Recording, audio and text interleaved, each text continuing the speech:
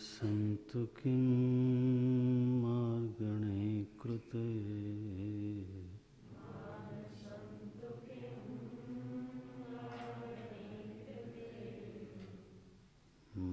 मानसन्तु किं मार्गणे कृते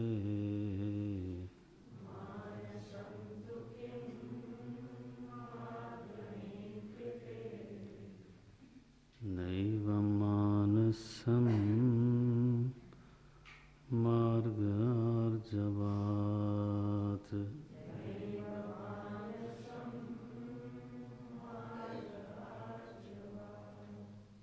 नैव मानसं मार्गार्जवात्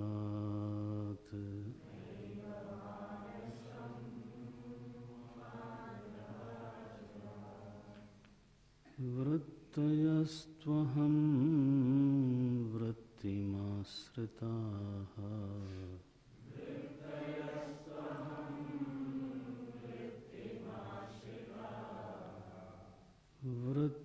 वृत्तयस्त्वहं वृत्तिमाश्रिताः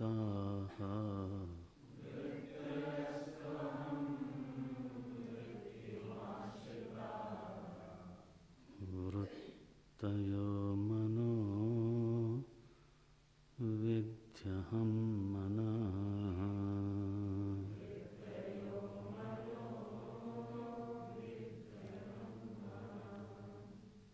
वृत्तयो मनो विद्यहं मनः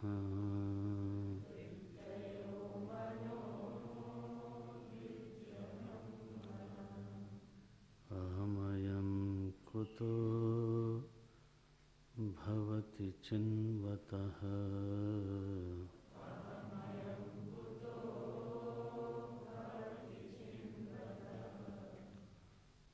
अहमयं कुतो भवति चिन्वतः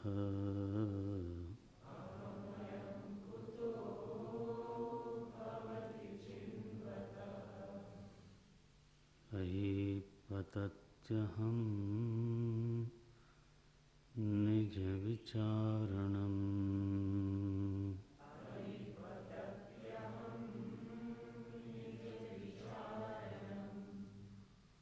अहमयं कुतो भवति चिन्वतः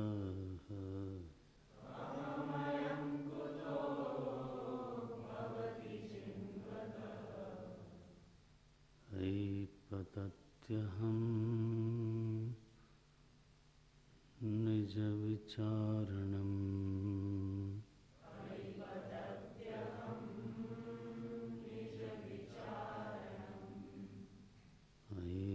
ऐपतत्यहं निजविचारणम्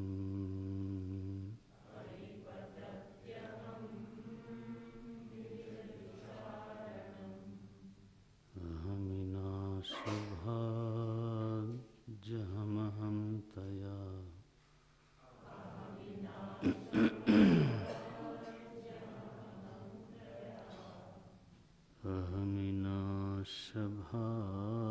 अहमिनाशभाज्यहमहं तया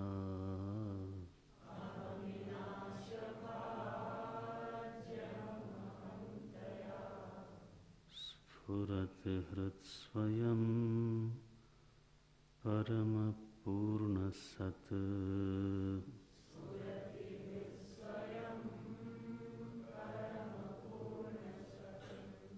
स्फुरति हृत्स्वयं परमपूर्णसत्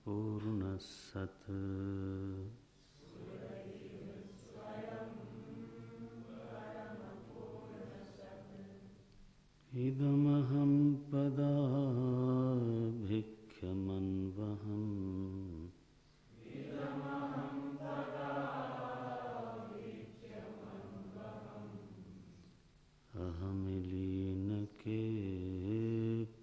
अहमिलीनकेऽप्यलयसत्तया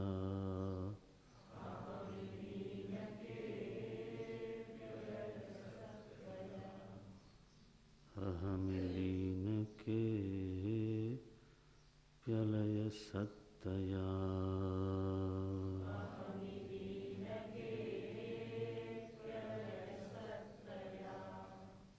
विग्रहेन्द्रिय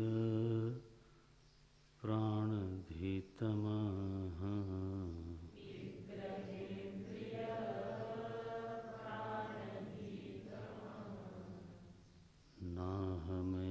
नाहमेकसत् तज्जडं ह्यसत्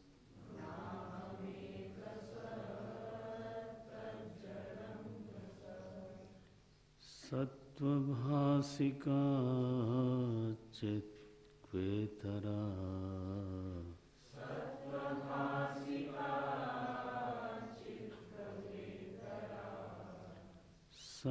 सत्त्वभासिका चित्क्वेतरा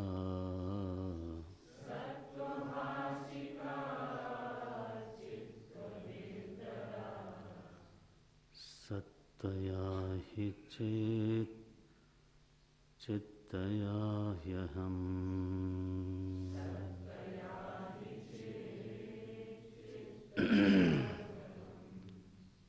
सत्तया हि चेत् चित्तया ह्यहम्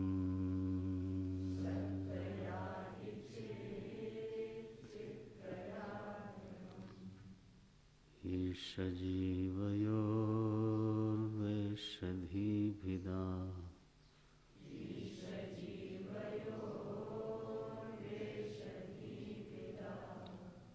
सत्स्वभावतो वस्तु केवलम्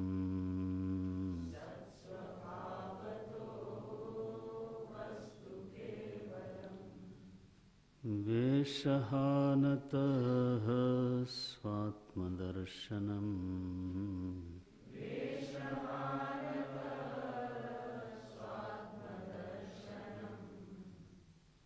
ईशदर्शनम् स्वात्मरूपतः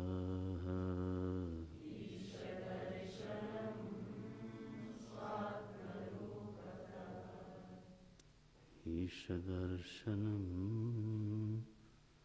स्वात्मरूपतः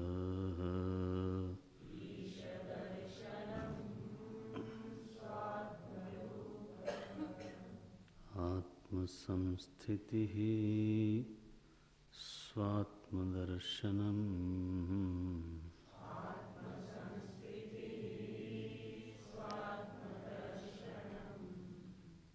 आत्मसंस्थितिः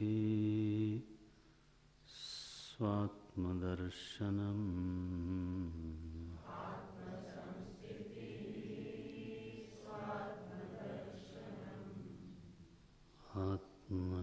आत्मनिर्द्वयात् आत्मनिष्ठता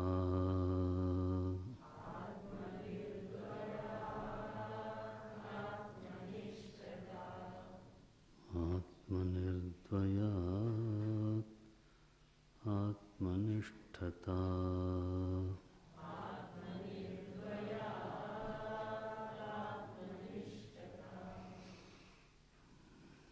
आत्मनिष्ठता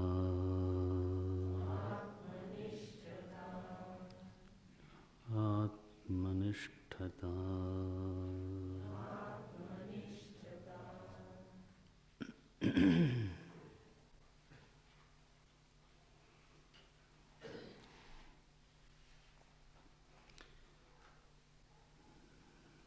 विचार मार्ग का भगवान रमण महर्षि आरंभ करते हैं तो यहाँ पर विचार ही मार्ग है। चिंतन करना स्वयं परम तत्व की ओर चलने जैसा है।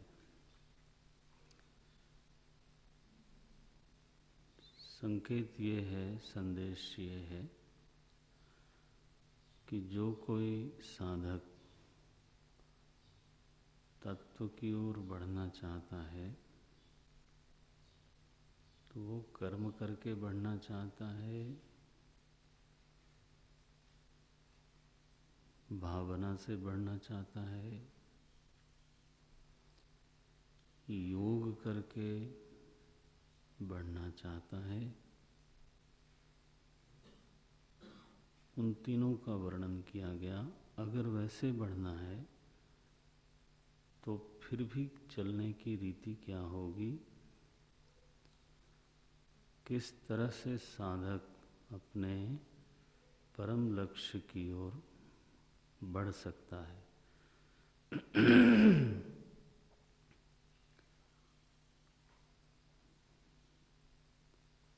माने कर्म जो है वो मार्गवत हो जाए जीवन में। जैसे कोई पथिक पथ पर चलता है, वैसे ही कर्म करने वाला कर्म नहीं कर रहा है, बल्कि कर्म की सड़क पर चलते हुए धीरे धीरे वो अपने लक्ष्य की ओर बढ़ रहा है। ऐसा जो कौशल है, कर्म को सड़क बनाने का कौशल, कर्म को मार्ग बनाने का कौशल, उसको बोलते हैं कर्म योग। ये भावना हमारे लिए मार्ग बन जाए, भावना को मार्ग के रूप में प्रयोग करने का कौशल भावना सभी के पास है, लेकिन सभी लोग भावना को मार्ग के रूप में रूपांतरित नहीं कर पाते। भावना बिखरी रहती है, भावना कई बार हमारे लिए कष्टदायक भी होती है, शोक का कारण बनती है।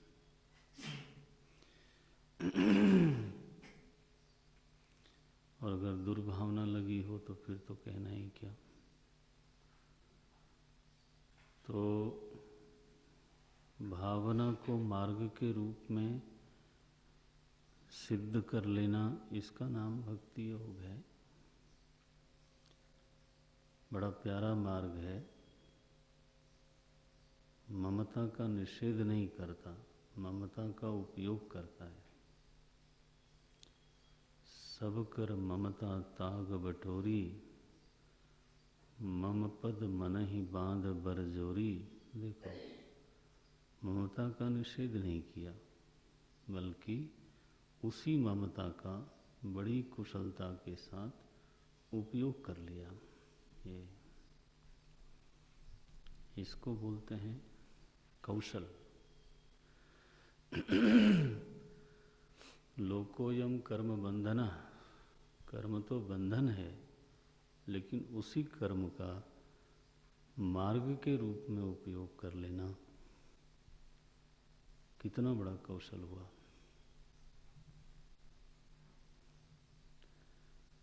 वो कोई कर ले, जीवन सफल हो जाए। ऋषियों की खोज है ये, हमारे ऊपर, सारी मानवता के ऊपर वरदान है।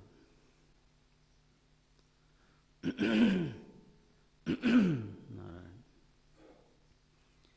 यह जो ध्यान है, अष्टांग योग में जो मूल तत्व है वो ध्यान ही है। यह जो ध्यान है, ये पतन का कारण हो सकता है, होता है। लोगों को ध्यान शब्द से हमेशा ही अच्छी बात समझ में आती है, ऐसा है नहीं, ऐसा नहीं है। गीता में कहा पतन का सबसे आरंभ बिंदु ध्यान ही है। चौंकना मत। ध्यायतो विषयान पुंसः, क्या शब्द लिखा है? ध्यायतो। और परिणाम क्या निकला? प्रणश्यति। बुद्धिनाशात् प्रणश्यति। तो यह ध्यान ही पतन की डगर है। अगर सही प्रयोगता न हो तो यही ध्यान कहीं का कहीं ले जाएगा। विषय का ध्यान करने से ही पतन हुआ। देखो,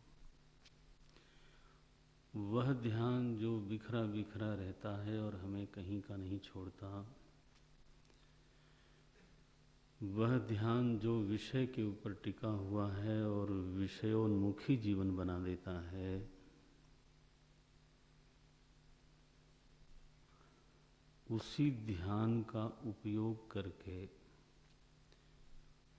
साधक अपने परम लक्ष्य में प्रवेश कर ले, जीव भाव से स्वरूप में प्रतिष्ठित हो जाए, है ना। ये ध्यान योग है, कौशल है। ये जो चीज प्रभु ने हमको दे रखी है उसका कुशलतापूर्वक प्रयोग करना, ये साधक की सफलता है। जो चीज हमारे पास नहीं है उसके लिए रोते रहना, तो उससे तो कोई लाभ होता नहीं, क्योंकि जो नहीं है वो आज नहीं है, बस बात पूरी हुई। जो है वही हमारा साधन है, उसका प्रयोग होना चाहिए। अब जिसको आप मार्ग बोल रहे हो, वो कौन सा मार्ग है? बोले विचार मार्ग, ज्ञान मार्ग, बोलते हैं ज्ञान योग। तो ये कोई एक वर्ग विशेष अथवा एक दल का निर्माण करने के लिए बातें नहीं की जाती। समाज में लोगों को लड़ने की आदत है, तो इन मार्गों में भी झगड़ा करवाते करते हैं। बोले कर्म मार्गी लो, हम क्या हैं? बोले हम तो शरणागत हैं, भक्ति मार्गी। सच में? वो डाउटफुल है। सही। बोले हम तो ज्ञान मार्गी। इस तरह से मार्गों में भी आपस में एक वाद विवाद, कलह जैसी बात कभी कभी सुनने में आती है। ये तो व्यर्थ की बात है, ये तो अध्यात्म नहीं है। ये तो जो चीज़ हमारे पास है उसका कौशल पूर्वक प्रयोग करके उसको मार्ग बना लेना। तो द्वंद्व की स्थिति से निकल करके आनंद की मंजिल में प्रवेश कर लेना,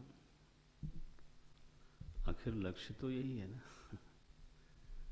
द्वंद्व की स्थिति में हैं, वहाँ से निकल करके तो हम निरायास नित्य आनंद में प्रवेश करना चाहते हैं। रास्ता क्या है?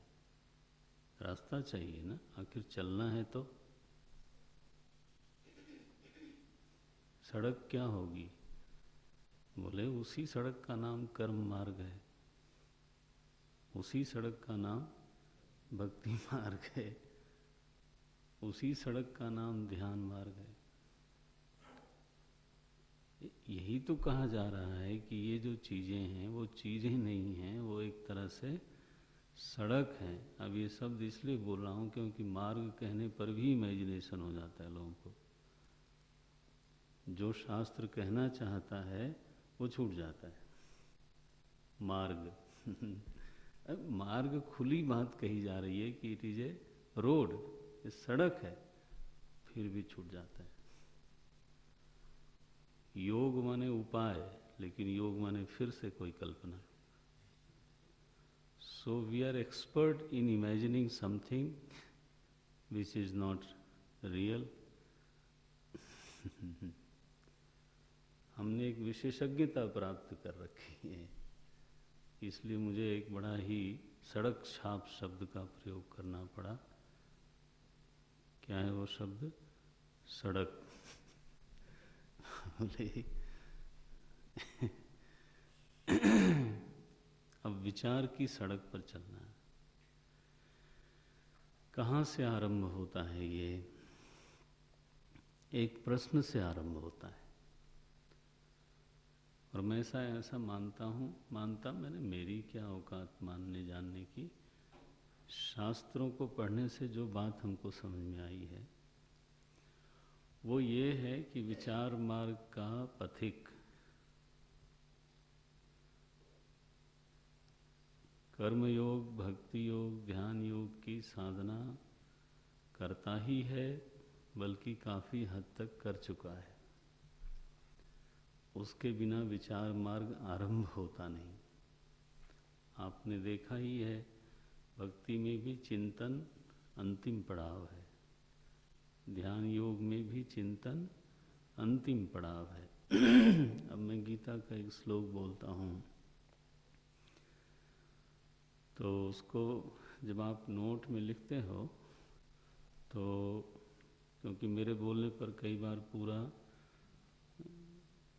लिख नहीं पाते, पकड़ नहीं पाते, तो गीता जी को देख लिया करो एक बार। उससे ये होगा कि जो आप लिखोगे वो शुद्ध होगा। तो कोटेशंस कई बार लड़के लिखते हैं लेकिन वो शुद्ध नहीं होता, तो उसमें उनका दोष नहीं है, क्योंकि मैं बोल रहा हूँ वो पहली बार अगर आपने सुना तो ज़रूरी नहीं कि पूरा पकड़ लें। तो वो उस ग्रंथ में जाके देख लेना चाहिए, क्योंकि लिखने का मतलब है अब आपने उसको ऑन रिकॉर्ड ले लिया। योग सूत्र का मैंने सूत्र बोला, आपने आधा अधूरा सुना, लिख मारा, वो गलत लिखा, मुझे फिर लिखना पड़ता है, मेरा टाइम भी लगता है। किसी किसी के नोट में देखा होगा मैंने, फिर उसको लिखता हूँ मैं कि ये चीज़ गलत हो गई। तो ग्रंथ को देखो, उससे एक लाभ ये होगा कि आपको ग्रंथ पलटने का अभ्यास पड़ेगा। ग्रंथ से आपको जुड़ने का अवसर मिलेगा। भगवत गीता में क्या कहा गया कि विचार मार्ग पर कौन चलता है? जिसने ऑलरेडी कर्मयोग में बहुत दूर तक सफलता प्राप्त की है। नास्ति बुद्धि अयुक्तस्य, अयुक्तस्य बुद्धि एव नास्ति, भगवान बोलते हैं। लो, नास्ति बुद्धि ही अयुक्तस्य, अयुक्तस्य माने जिसने कर्मयोग नहीं किया, युक्तस्य माने जिसने कर लिया, अयुक्तस्य माने जिसने नहीं किया।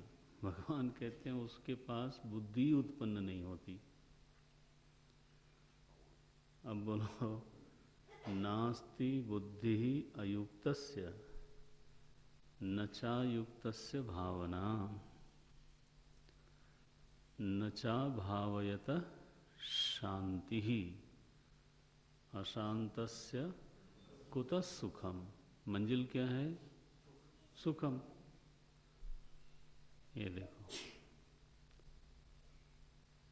आखिर ये बात तो पक्की है कि हम सभी का जो अंतिम चरम विश्राम स्थल है वो सुख ही है, उसके अलावा दूसरा कोई लक्ष्य नहीं हो सकता।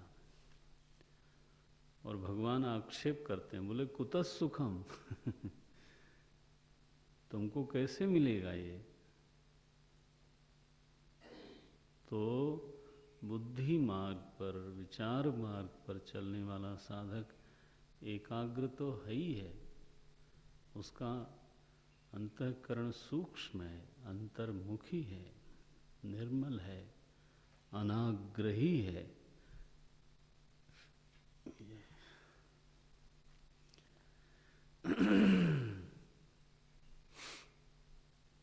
क्षिप्त विक्षिप्त मूढ़ भूमिका से निकल करके एकाग्र भूमिका में प्रविष्ट है। ये योग दर्शन का शब्द बोला मैंने। उसके चित्त की स्थिति न क्षिप्त है, न विक्षिप्त है, न मूढ़ है। कैसी है? एकाग्र भूमि में है, तभी वो विचार कर सकता है। सो विचार मार्ग का पथिक एक बड़ा निर्मल पथिक है। इस मार्ग पर भीड़ भाड़ नहीं होती, चलने वाले ही कम हैं। भीड़ भाड़ जो है वो दूसरी सड़क पर। अगर आपको भीड़ में चलना बहुत पसंद है, क्योंकि बड़ा सुनसान लगता है, कोई कोई दिख रहा है, तो अगर ऐसा लगता है, डर लगता है कि पता नहीं ये रास्ता कैसा है, यहाँ कोई दिखते ही नहीं, कभी कोई मिल गया तो मिल गया, तो अगर आपको ऐसा लगता है तो भीड़ वाला मार्ग भी एक है, बहुत लोग चलते हैं उस पर। बहुत लोग तो मार्ग पर चलते ही नहीं, वो तो ऐसे ही घूमते रहते हैं। ये चलने वालों के लिए मार्ग है। सो विचार मार्ग में अंतःकरण की एक योग्यता है। और आरंभ कहाँ से हुआ? आरंभ कहाँ से हुआ? भावग्राही प्रश्न से। ये बोलो, हाँ, विचार मार्ग का आरंभ हुआ प्रश्न से, ये ध्यान रखना। क्या प्रश्न कर रहे हैं? मानसम तु किम, ये प्रश्न है।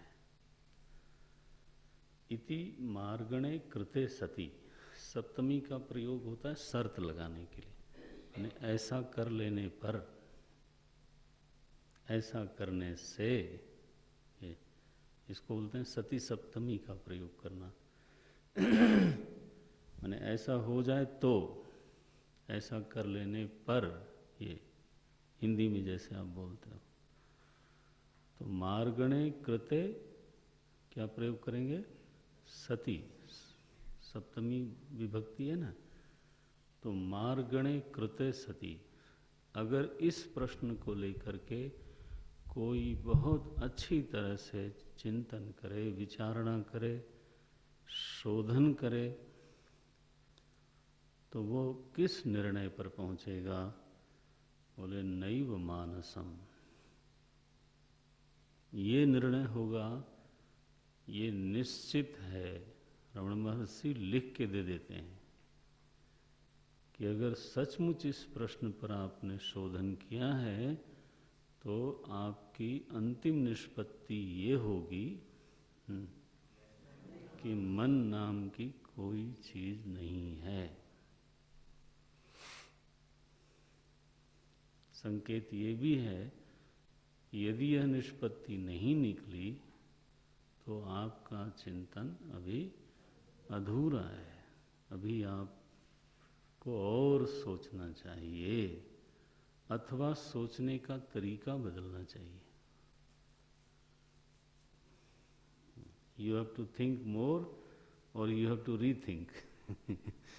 Both. Sometimes the enough thinking is not done, and sometimes you are not thinking correctly. The way of thinking is not correct. ये सो पुनर्विचार करिए। Very good. कैसे करें विचार? विचार की सड़क के चलने के हम अभ्यासी नहीं हैं, तो रमण महर्षि उंगली पकड़ के चलाते हैं। आहा, परम दयालु। उंगली पकड़ते, माने कहते हैं चलो, फिर हम नहीं चल पाए तो बोले आओ हम चलाते हैं। तुम कैसे चलाते हैं देखो। बोले मनस तत्व पर विचार कैसे करना चाहिए। विचार का आरंभ अनुभव, विचार का जो आधार है वो अनुभव ही होना चाहिए। आपसे कई बार मैं ये इस प्रवचन में बोल चुका हूँ। कल्पित आधार विचार का नहीं हो सकता। जो आपका अनुभव है वही आधार बनेगा, वहीं से चलना शुरू करेंगे।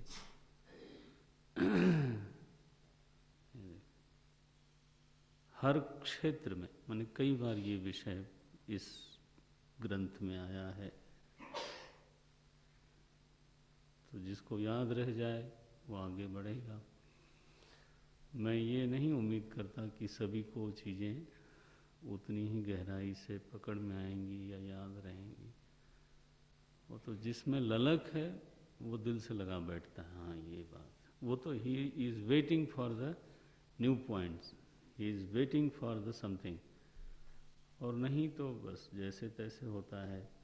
हर तरह के लोग होते हैं। आगे वही लोग बढ़ते हैं जिनके भीतर वो ललक होती, जिज्ञासा होती, मिस नहीं करते। क्या बोलते हैं, हीरा पायो गांठ गठियायो। अब जिसको पहचान ही नहीं है, अब वो तो ऐसे फेंक ही देता है ना, मिस कर जाता है। साधक को क्या चाहिए, हीरा मिले गांठ गठियायो, एकदम पकड़ो, गांठ में बांधो उसको। तो इतनी ही जरूरत है कोटेशन की, इसलिए अशोक सोच रहा है आगे बोलेंगे, मैं नहीं बोलने वाला।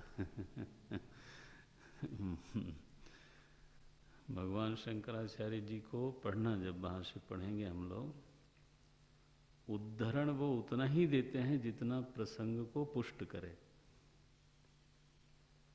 उद्धरण देने के लिए पूरा का पूरा अध्याय उद्धरण में नहीं आ सकता।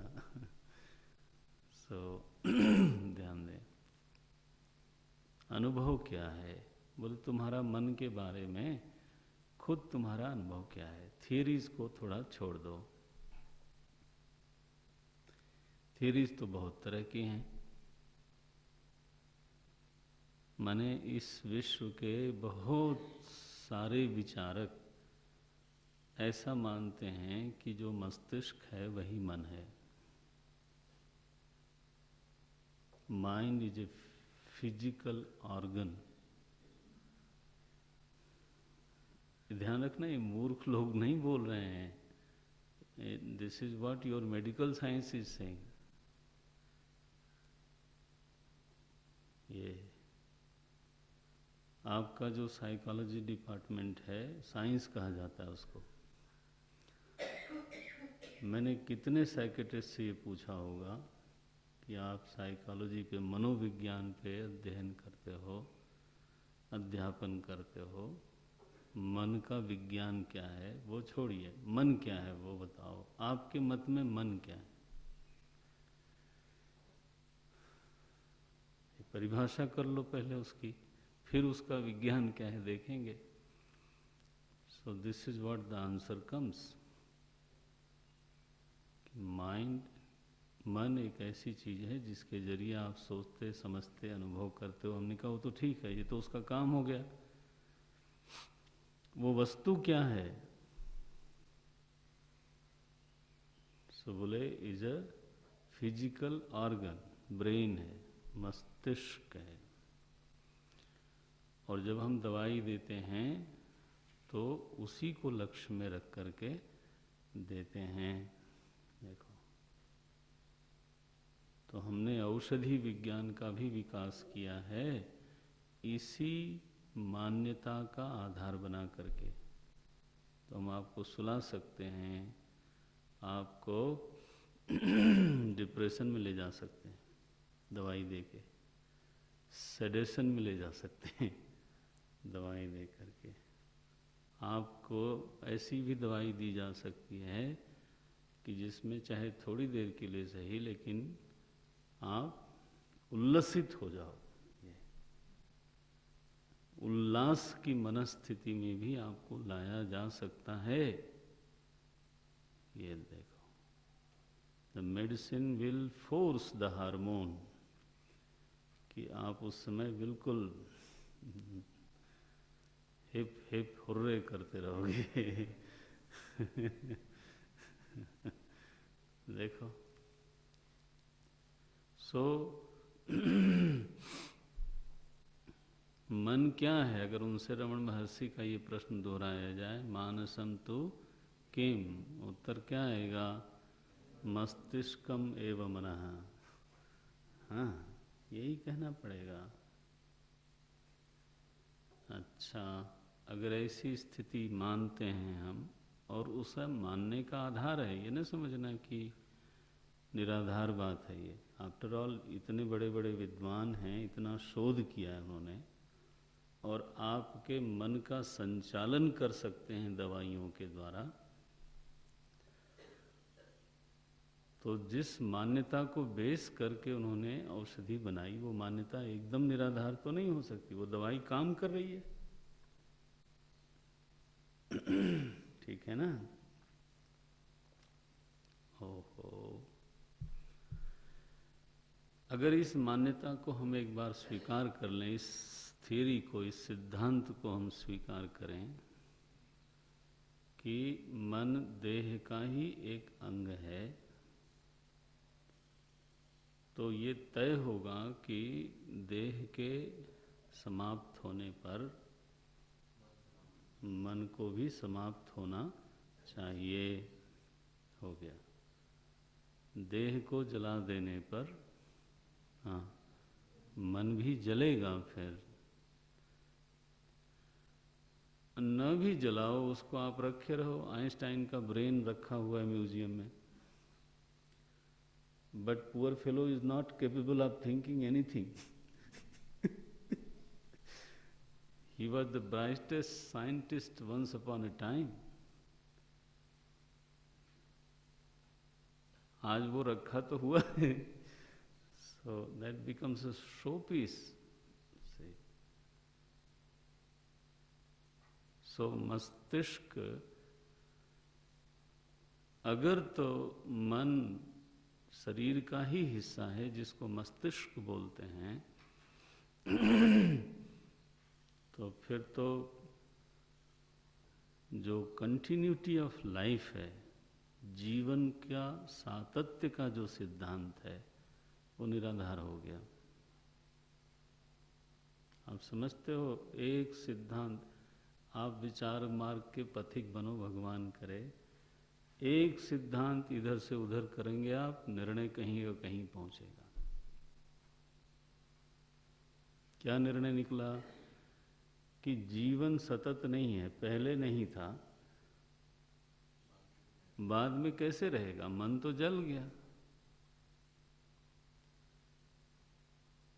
या कब्र में चला गया, तो अब फिर बचा कौन? कौन शेष रहा जो आगे चलता रहेगा?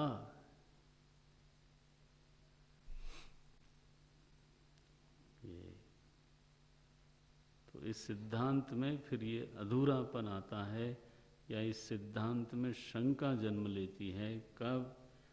जब किसी को पूर्व जन्म की स्मृति आ जाए। लो, देखो कितनी बड़ी बात। अगर किसी को पूर्व जन्म की स्मृति आ जाए, तो मेडिकल साइंस को ये व्याख्या करनी पड़ेगी कि उसका ब्रेन तो जल गया था, अब याद किसको आया? क्योंकि स्मृति माने जो स्मरता होता है, वही भोगता होता है। जो भोगता है वही स्मरता होता है। यानी आपको दर्द हुआ और मुझे याद आवे, ये हो नहीं सकता। आपने मिठाई खाई और मुझे याद आया, हैं जी? ऐसा हो सकता है? कई बार आपको मिठाई मिलती है, मुझे मिलती नहीं है। अब कहा जाए कि आप याद करके बताओ कैसी लगी। लो जी, मेरे को कैसी लगी? भोक्ता ही क्या स्मरता होता है। तो आज अगर इस शरीर में कोई स्मरण कर रहा है, हाँ, तो वही पहले था। और ऐसी घटनाएं भगवान भी लीला करते रहते हैं। ऐसी घटनाएं दुनिया में बीच बीच में घटती रहती हैं। कोई कार्टून निकल आता है, अब वो कहता है कि मेरा वो गांव था, और वो अखबार वाले पीछे पड़ते हैं, वो जाके पहचान भी लेता है। लो, रिकॉर्डेड है ये। साइकोलॉजी ने इन घटनाओं को अल्टीमेटली महत्व दिया, रिकॉर्ड किया। आपको मालूम है ये जो मैंने सुना है, मुझे मैंने हो सकता है और कंफर्मेशन की ज़रूरत हो, तो जो दलाई लामा जी हैं या उनका जो पद है वो उसी को मिलता है जो पहले वाले, माने जो लामा दलाई लामा मर गए तो जो शिशु ने वो संदूक और वो चश्मा और वो छड़ी पहचानी, उसी को फिर वो पद दिया जाता है। लो,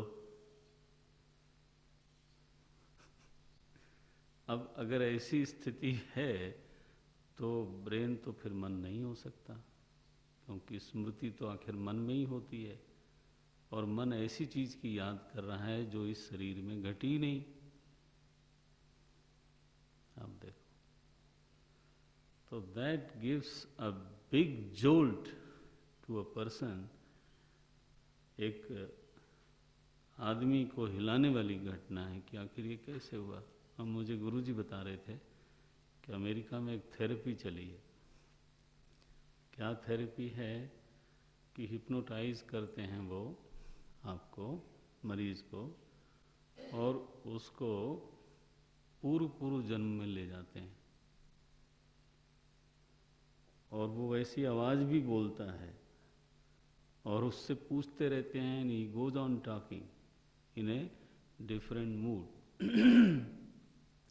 और फिर जिस जन्म में वो मन में गांठ पड़ी हुई होगी, घटना घटी होगी, वहां जाके उसको ट्रीट करते हैं, then he comes out as a cured person. तो मैंने गुरुजी से पूछा भी कि अगर ये थेरेपी कहीं स्टैब्लिश हो जाए तो बाइबल का क्या होगा। क्योंकि वो लोग पूर्व जन्म को मानते नहीं।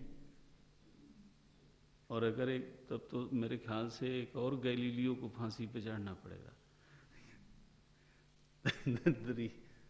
इफ दिस इज ट्रू, अगर ये सच्चाई है कि ये थेरेपी काम कर रही है। एक किताब निकली, क्या है वो, many lifes and many master, पढ़ा? हाँ, इट्स ए ब्यूटीफुल बुक, अंग्रेजी में है, कोई पढ़ना चाहे तो पढ़े, मिल जाए तो।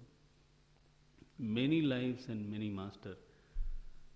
तो अगर इस तरह की किताबें निकलने लग जाएं, और ये हमारे लोगों ने नहीं लिखी है, फॉरेनर्स ने लिखी है, क्योंकि हमारे लोगों पर हमारे लोगों का विश्वास जरा, हाँ, आजकल प्रवचनकार लोग भी जो ना व्यास और भगवान शंकराचार्य, पतंजलि, पाणिनि, वराह मिहिर, इनकी बात नहीं करेंगे। लाओ त्से, लुई, और पता नहीं क्या क्या कोटेशन, कि यू डोंट नो देम, आपको मालूम तो है नहीं कि वो क्या करते थे। तो आजकल प्रवचन में जो है इन लोगों का रेफरेंस दिया जाता है, जिसका हमें अतई पता नहीं है, क्योंकि व्यास जी उनके लिए कोई बहुत बड़े संत नहीं हुए, है ना। उनको हमारे बड़े से बड़ा संत याद नहीं आता। तो क्या करें, अब जैसी मनोवृत्ति है। स्वयं के प्रति हीन भावना इसका कारण है ना।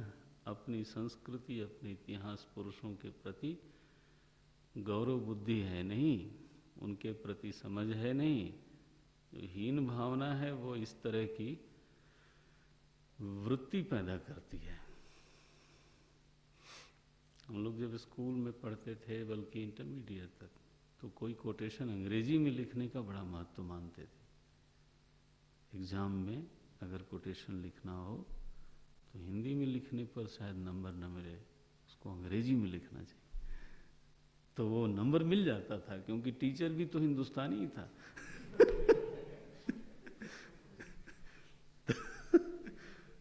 आखिर मनोवृत्ति तो सभी की वही ऐसी गड़बड़ हो जाती है।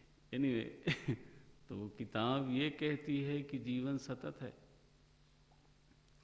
अगर जीवन सतत है और एक ही व्यक्ति को कई जन्मों की स्मृतियां आ रही है, उसका मतलब है कि उसका मन वही है जो 10 जन्म पहले था। अगर ये सिद्ध होता है तो ये सिद्ध हो गया कि मस्तिष्क मन नहीं है।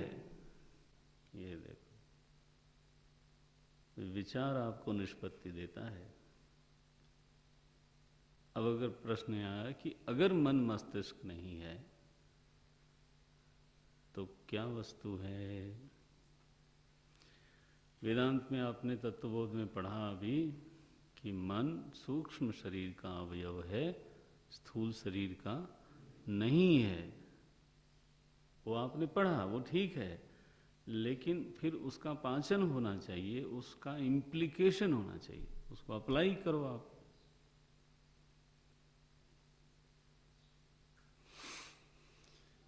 ओम।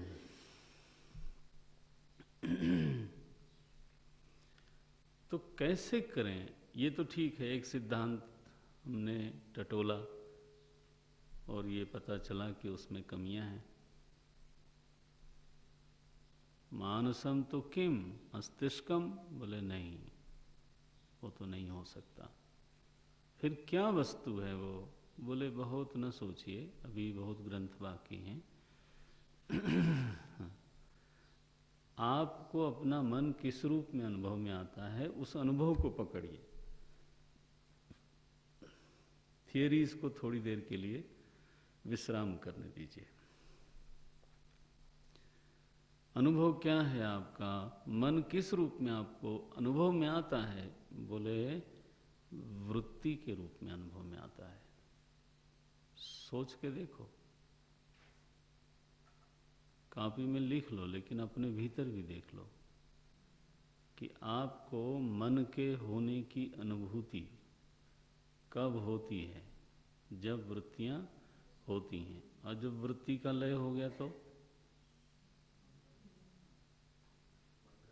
मन की होने की अनुभूति नहीं होती। जैसे सुसुप्ति में, मूर्छा में।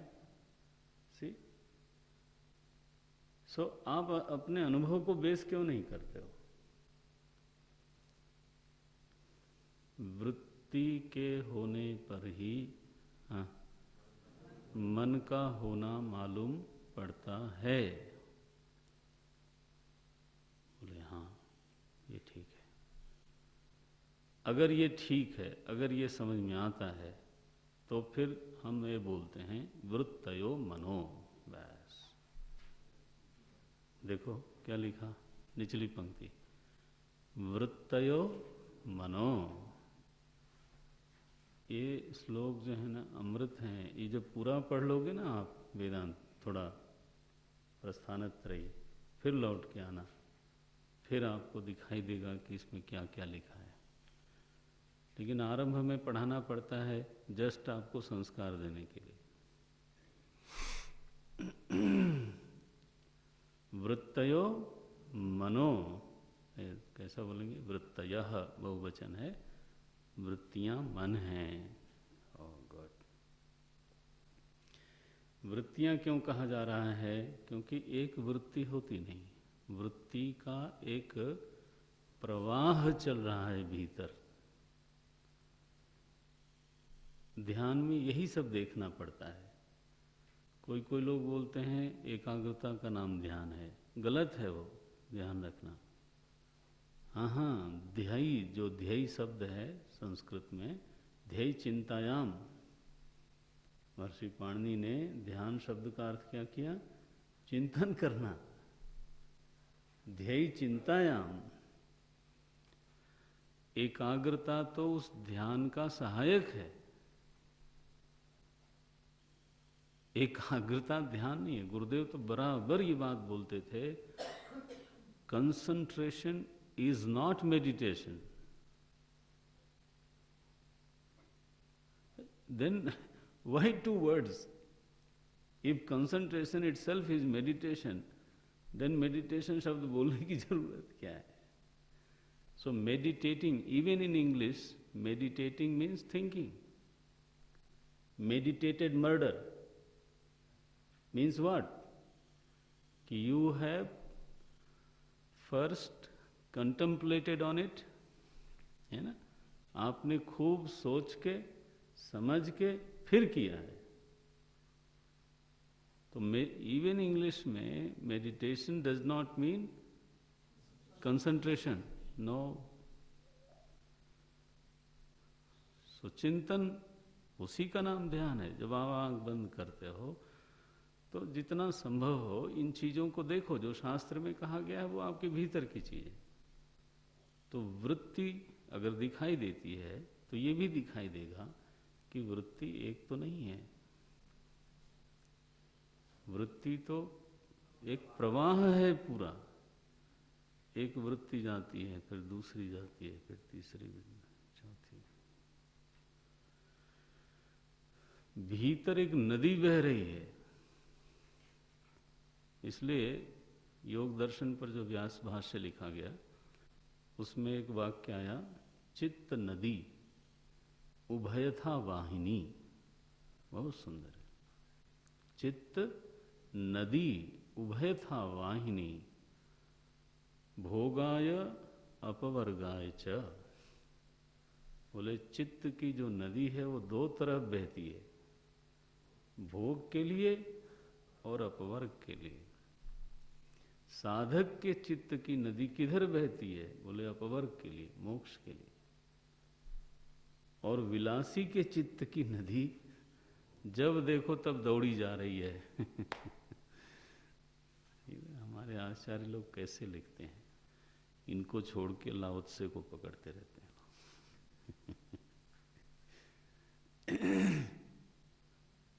ये नहीं है।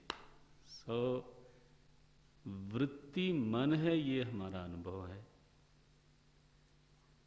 अनुभव माने, हमने फिर से दोहरा देता हूं कि जब वृत्ति होती है तभी मालूम पड़ता है कि मन है। अब वृत्ति पर चिंतन करना है तो वृत्ति में प्रवाह है, ये भी हमारा अनुभव है। और इसलिए बहुवचन लिखा, वृत्तयः। एक स्वामी जी ने हमें बड़ा जोर से कहा कि, क्योंकि गुरुदेव ने एक परिभाषा दी, थॉट फ्लो इज माइंड। जो लोग मिशन से जुड़े हुए हैं उन्होंने सुना होगा ये, थॉट फ्लो इज माइंड। तो वो चाहते थे उसका खंडन करना।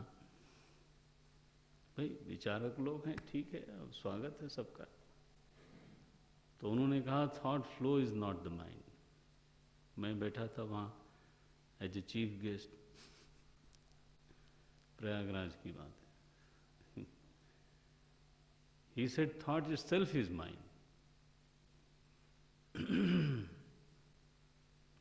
बाद में जब हम उठे तो मैंने पूछा कि then how many minds we have Swami ji, because thoughts are so many. वृत्तियों को तो गिन नहीं सकते आप, तो असंख्य मन हो जाएंगे फिर तो हमारा तो ये अनुभव नहीं है कि हमारे पास असंख्य मन है।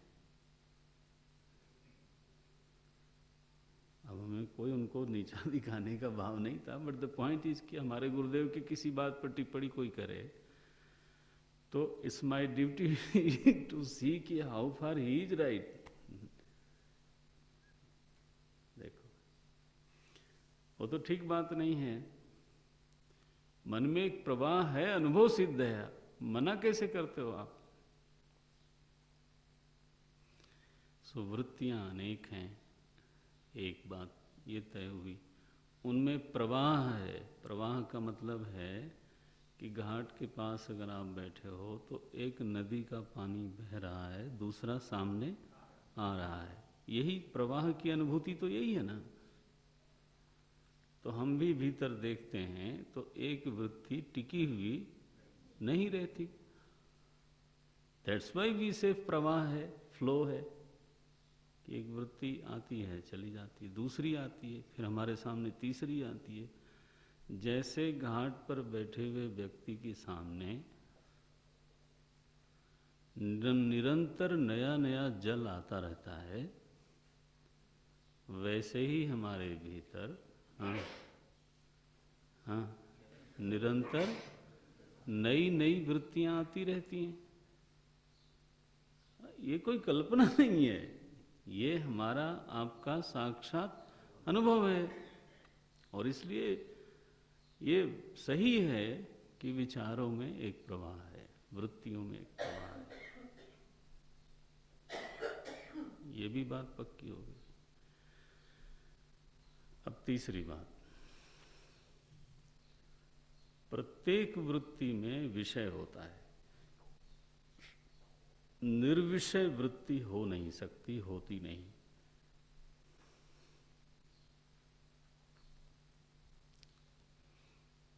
अनुभव करके देखो, जोर लगा के देख लो कि मेरे मन में एक वृत्ति मैं बनाऊंगा जिसमें कोई विषय नहीं होगा। आपको मालूम है शून्य भी एक विषय है।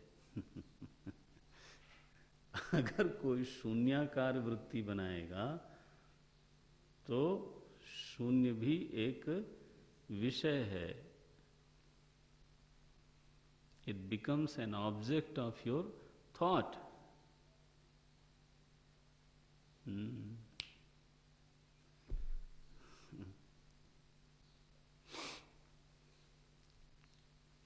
सो निर्विषय वृत्ति नाम की कोई चीज नहीं है। इसलिए ये म्यूजिकल जो सेंटेंसेस है ना, साउंड्स म्यूजिकल, उसको आप बहुत महत्व देना छोड़ दो। यथार्थ से प्रेम होना चाहिए। जो सच है, यथार्थ है, बस उस पर प्रेम होना चाहिए। कई बार हम लुब्ध हो जाते हैं खूबसूरत वाक्यों से। नो, कबीर के बदसूरत वाक्य ज्यादा सुंदर हैं। क्यों? क्योंकि वो सच हैं। ये मीरा के राजस्थानी के पद ज्यादा सुंदर हैं क्योंकि वो सच हैं। चाहे वो अलंकार और छंद से भले ही उसमें कोई कमी होती हो, ये सच से सुंदर कोई चीज नहीं होती। सो निर्विषय वृत्ति कॉन्ट्रोडिक्टरी बात करता है। निर्विषय वृत्ति ये ऐसे ही है जैसे कोई बोल के बतावे कि आज मेरा मौन है। हाँ।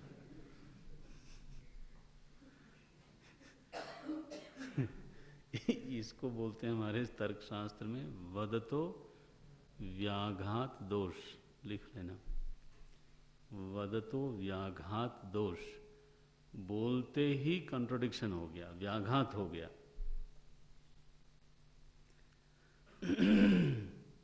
गुरुदेव कभी थोड़ा दूसरे तरह की पॉपुलेशन को बोलते थे कि एक सज्जन ने सिगरेट का एक कश लिया और फेंक दिया सिगरेट। बोले इस तरह से मैंने 5 साल पहले सिगरेट फेंक दिया था, छोड़ दिया था, अभी लिया मेरे सामने।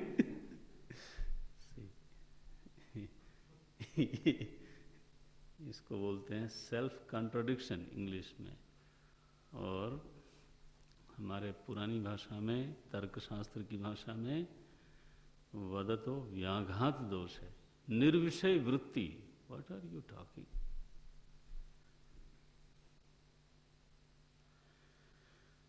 अच्छा भाई,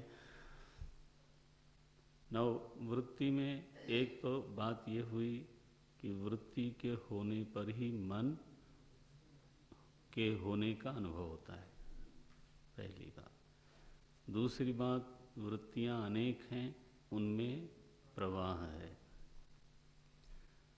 तीसरी बात, वृत्ति बिना विषय के नहीं होती। टिकने की बात क्या, होती ही नहीं। तो वृत्ति का थोड़ा विश्लेषण हो रहा है, वो समझना चाहिए। तीसरी बात, चौथी बात, एक समय में एक ही वृत्ति होती है।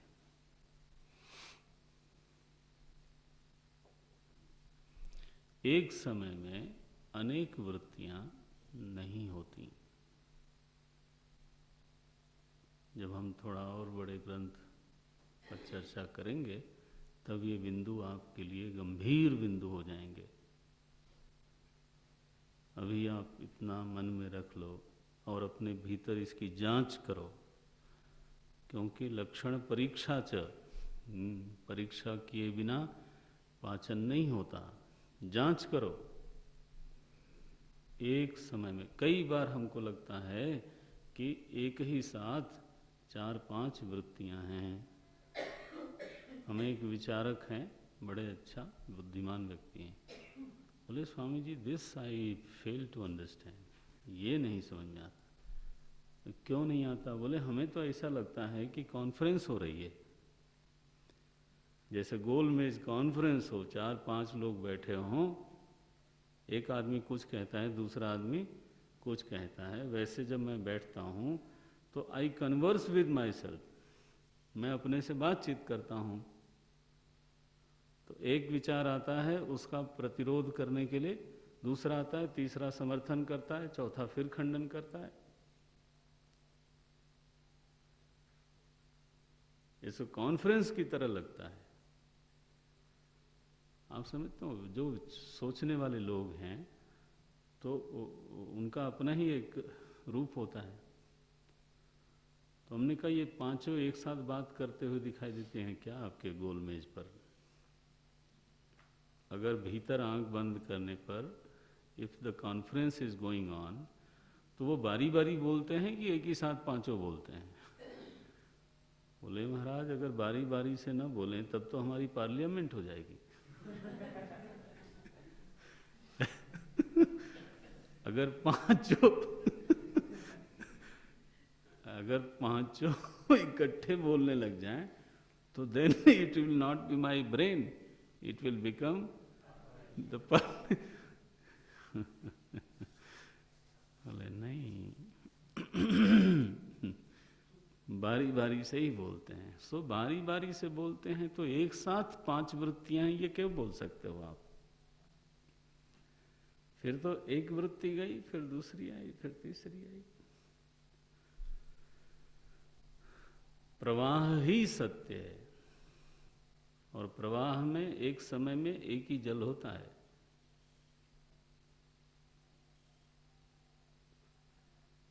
तो ये चौथी बात हो गई।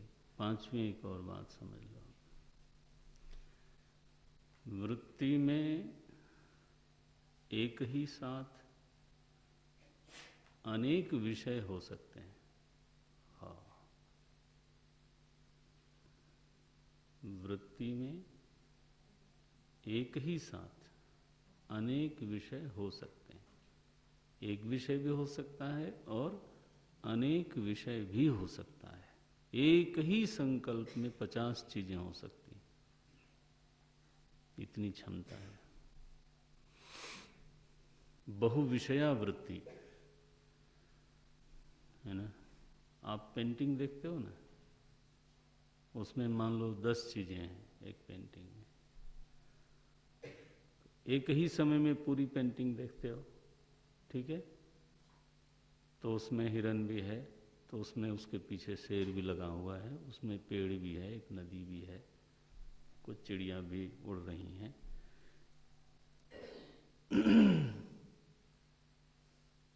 नाउ व्हेन यू सी, एक पेंटिंग को एक बार में देखते हो तो ये चीजें इकट्ठे वृत्ति में आ सकती हैं कि नहीं आ सकती? आ सकती हैं। तो फिर बहुविषया वृत्ति हुई कि नहीं हुई? बारी बारी भी आ सकती हैं। जब आप ध्यान से देखना चाहो केवल हिरन को, तो हिरन में ही बहुत सारी चीजें हैं। उसका कान है, उसकी टांग है, उसका रंग है, वो सब इकट्ठे आता है, आता ही है। एक हिरण को देखते हो तो पूरा हिरण वृत्ति में बनता है कि नहीं बनता है? तो पूरे हिरण में चारों टांगें आती हैं कि नहीं? तो चार वृत्ति चाहिए क्या उसके लिए? पकड़ में आया? ऐसे अगर कोई गलत निर्णय कर ले कि वृत्ति हमेशा एक समय में एक होगी लेकिन विषय अनेक होंगे, विषय अनेक होंगे, ये आग्रह न करना कि एक वृत्ति में हाँ एक ही विषय होगा, ये आग्रह न करना, नहीं तो फिर कोई अंत ही नहीं है। क्योंकि एक हिरण को भी देखने में हिरण का कान, नाक, सींग, टांग, ये 15 चीजें हैं जो आपको एक ही वृत्ति में मालूम पड़ती हैं। ये अगर हर चीज के लिए अलग अलग वृत्ति चाहिए तो पूरा हिरण आपको कभी हाँ दिखेगा ही नहीं फिर तो ये तो अनुभव नहीं है। ये देखो, वृत्ति एक काल में एक होती है लेकिन अनेक विषया हो सकती है। 5 चीज बोली हमने। अब ऐसी जो वृत्ति का प्रवाह है, ऐसी जो वृत्तियां हैं, उसी का नाम मन है। रमण महर्षि ने कहा वृत्तयो मनः। यह वृत्तियां अहम वृत्ति पर आश्रित हैं। वृत्तयस्तु, ऊपर की पंक्ति देखो, वृत्तयस्तु अहम वृत्तिम आश्रिताः। वाक्य क्या बनाएंगे? वृत्तयस्तु आश्रिताः, वृत्तियां जो हैं वो आश्रित हैं। किस पर? अहम वृत्ति पर। वृत्तयस्तु अहम वृत्तिम आश्रिताः। तो चूंकि आश्रित अहम वृत्ति हो गई, इसलिए असल में मन क्या हुआ? बोले विद्धि अहम मनः। Now this is the conclusion. इस श्लोक का निर्णय क्या हुआ? विद्धि, अंतिम वाक्य देखो, विद्धि अहम मनः। विद्धि मने हे साधक जानो इसको, क्योंकि सभी लोग सहज रूप से इसको नहीं जानते। You please come to realise this, you please come to know this. जानो, विद्धि आदेश है ये। इस बात को समझो कि अहम वृत्ति ही क्या है? मन है।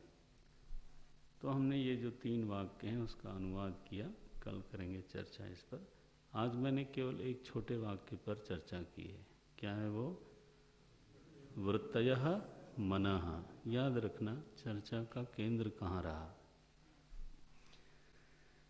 एक छोटा वाक्य, वृत्तयः मनः, इस पर चर्चा होगी। अब वो जो 3 वाक्य और हैं छोटे छोटे, कल करेंगे चर्चा उस पर, परसों। कल संडे है। ये संडे कहाँ से बीच में आ जाता है भाई? This is not very.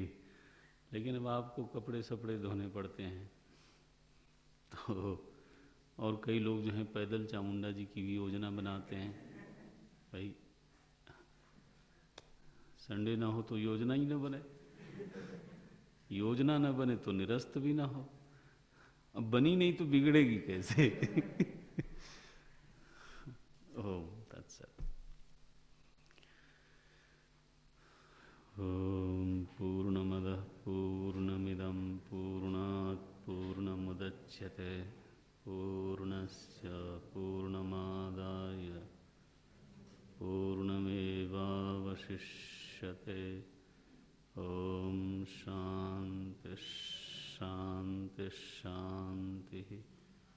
Hari ओम। श्री गुरुभ्यो नमः। हरि